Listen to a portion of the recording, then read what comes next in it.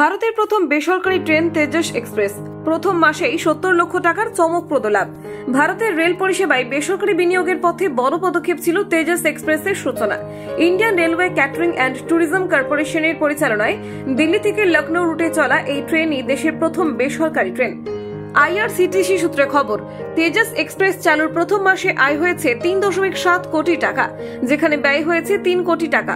ফলে এক মাসে লাভ হয়েছে প্রায় 70 লক্ষ টাকা। যাত্রীদের প্রতিক্রিয়া অনুযায়ী পরিষেবা ও সময়নিষ্ঠতায় তেজস এক্সপ্রেস অনন্য। আধুনিক সুযোগ সুবিধা, অনবোর্ড বিনোদন, উন্নত ক্যাটারিং এবং পরিষ্কার পরিচ্ছন্ন পরিবেশে যাত্রী সন্তুষ্টি নজর কাড়ে। রেল মন্ত্রকের এক আধিকারিক জানিয়েছেন, এই প্রকল্পের সফল হলে ভবিষ্যতে আরো 150টি বেসরকারি ট্রেন চালানো যাবে এবং 50টি স্টেশনকে আন্তর্জাতিক মানের করে তোলা হবে।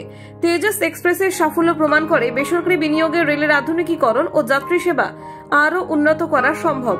এই উদ্যোগ রেলের ভবিষ্যৎ পরিকল্পনায় এক নতুন দিগন্ত খুলে দিল বলেই মনে করছেন বিশেষজ্ঞরা।